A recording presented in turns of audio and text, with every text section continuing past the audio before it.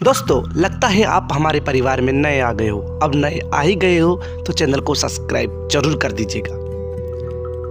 एक गांव में एक आदमी और उसकी पत्नी और उनका बेटा सो रहा था। तभी रात के अंदर वो बच्चा ज़ोर ज़ोर से हंसने लगता है और कहता है, हाँ हाँ परी मासी, मेरे को भी जाना है स्वर्ग लोक में, परियों को देखना है, परियों को देखना है, ऐसा बोलता है वो बच्चा।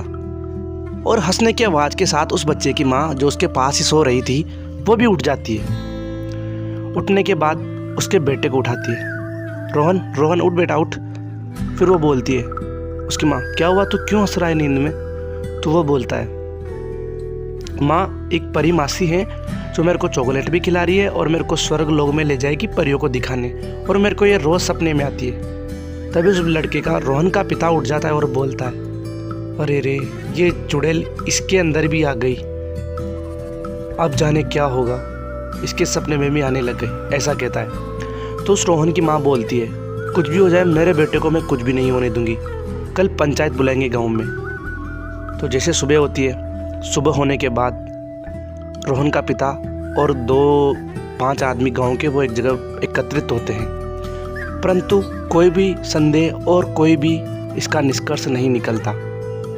तभी उस गांव के मुखिया का बेटा, इसका नाम सूरज था, वो अपनी बेटी और अपने पत्नी के साथ अपने गांव में घूमने आता है। वो शादी होते ही शहर चला गया था कमाने अपनी पत्नी के साथ। सूरज जैसे ही अपने गांव में प्रवेश करता है, सीधा अपने घर जाता है। घर जाते ही अपने पिताजी के ढोक देता है और बोलता है, पिताजी मैं 7-8 दिन के लिए यहाँ आया हूँ। तो उसके पिता बोलते हैं, नहीं बेटा, तू यहाँ से चला जा और तेरे को जितना जल्दी हो सके यहाँ से जाना पड़ेगा। परंतु रोहन उनकी पिताजी की बात को टाल देता है। शाम होती है, खाना खाकर वो निकल जाते हैं। थोड़ी देर उसकी बेटी और वो टहलने। सूरज की पत्नी का नाम रक्षिता था, जो कि घर के अंदर बर्तन साफ कर रही थी। तभी सूरज और उसकी बेटी दोनों बाहर टहलने निकल जाते हैं। उनको सबसे पहले एक बूढ़े अंकल दिखते हैं, जो बोलते हैं, उनके पास जाता है सूरज और उनके ढोक देता है और कहता है, अंकल पहचाना, मैं आपके बेटे किशन का बचपन का सबसे पक्का दोस्त। तो अंकल बोलते, हाँ हाँ बेटा पहचाना, और तू यहाँ कैसे आया है, ऐसे बोलते हैं। तो सूरज बोलता है, बाबा वो क्या है, थोड़े दिन मेरे ऑफिस की छुट्टी है तो मैं थोड़े दिन यहाँ पर गांव में घूमने आया हूँ। और वो बाबा बोलते कि ये तेरे साथ बेटी कौन है? तो वो बोलते, ये अपनी मेरी गुड़िया है, ये मेरी बेटी है, और हम तीनों आए हैं और हम थोड़े दिन यहाँ पर गांव में रुकेंगे। तो बूढ़ा अंकल बोलता है कि बेटा जितना जल्दी हो सके तुम यहाँ से चले जाओ, विशेषकर अपनी बेटी को ले जाओ। तो वो बोलता है, सूरज बोलता है कि क्या हुआ दादा? बिना पूछे वो दादा या अंकल चुपचाप निकल जाते हैं। तभी सूरज पीछे देखता है तो वहाँ पर उसकी बेटी नहीं होती। सूरज पागलों की तरह पूरे गांव में ढूंढने लगता है। सूरज पूरे गांव में ढूंढते ढूंढते उसको कहीं भी उसकी बेटी नहीं मिलती है तो सिर्फ निराशा। वो अपने घर जाता है। घर जाने के बाद अपने पिताजी से बताता है। पिताजी कहते हैं, अरे तूने अपनी बेटी को कैसे छोड़ दिया, तू पागल है क्या? उसकी पत्नी बोलती है, हाँ मैं कुछ भी हो जाए मेरी बेटी को कुछ भी नहीं होने दूंगी। तभी पीछे से आवाज़ आती है, पापा। तो वो सूरज की लड़की होती है। सूरज की लड़की आते ही सूरज बोलता है, बेटा तुम कहाँ चले गए थे, मैं कितना परेशान हो गया था, ऐसे बोलता है। तो वो बोलती है कि पापा एक आंटी थी जो मेरे को चॉकलेट के बहाने ले गई थी और वो बहुत ही प्यारी प्यारी बातें कर रही थी। उस आंटी ने कहा कि बेटा मैं तेरे को परियां दिखाऊंगी। तो फिर वो उस लड़की का दादा मतलब सूरज के पिताजी बोलते हैं, मैंने कहा था ना जल्दी से जल्दी इसको यहाँ से ले जा। फिर सूरज बोलता है, हुआ क्या है पिताजी, आप बार बार ये बात क्यों कहते हो?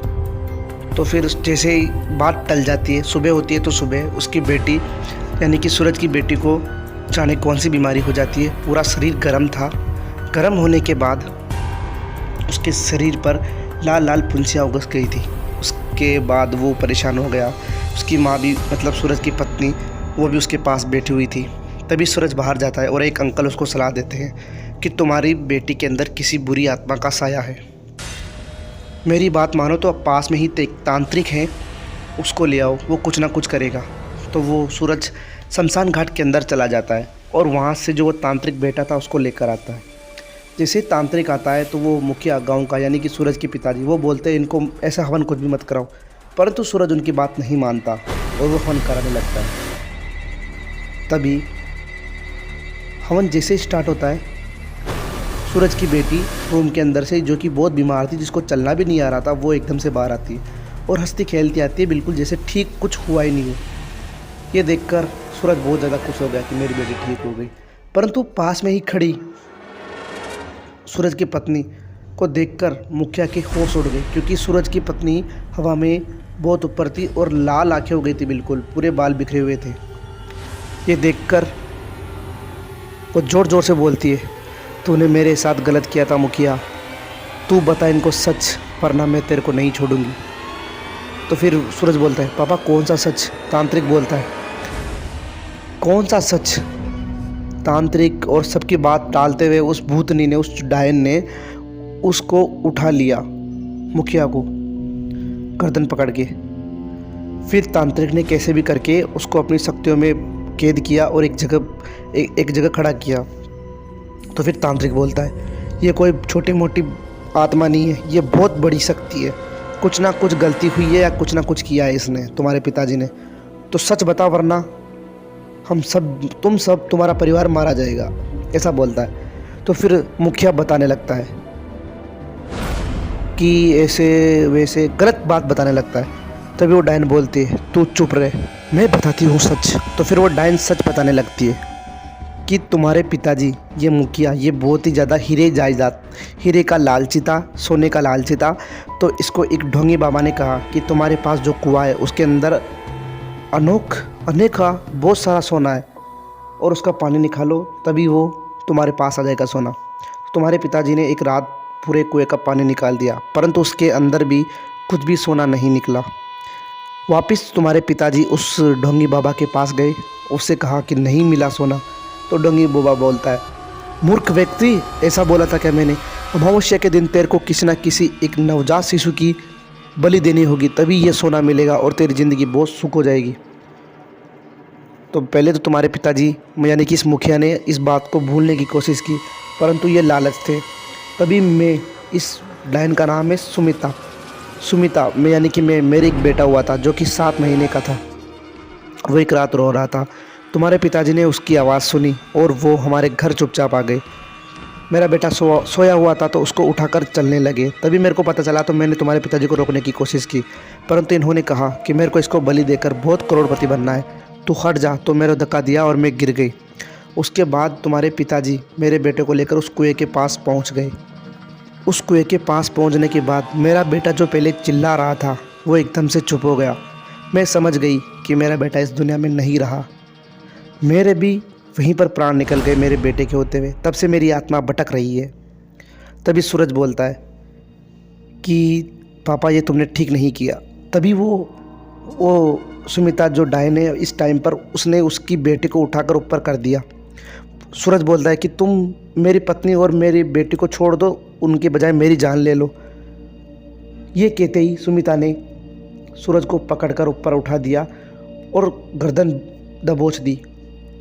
सूरज उसके पिता के सामने तड़प तड़प कर मर गया।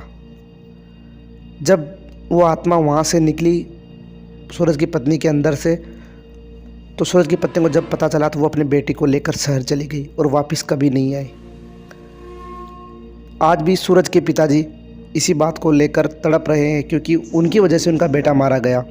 एक रात जब सूरज के पिताजी सो रहे थे तो उनके कान में वही आवाज़ आती थी, तुमने ठीक नहीं किया, तुमने ठीक नहीं किया। हर रात यही आवाज़ आती थी। एक रात सूरज के पिताजी पंखे के लटके मिले। अब ये आज तक भी राज है कि वो सुसाइड था या फिर सुमिता ने वापस उनको आकर मारा था। तो दोस्तों, कहानी केवल मनोरंजन के लिए थी। आपको अच्छी लगी तो वीडियो को लाइक कर दे, चैनल को सब्सक्राइब कर दे, प्यारा सा कमेंट जरूर कर दे। मिलता हूँ आपसे अगली कहानी में, तब तक के लिए बाय बाय दोस्तों।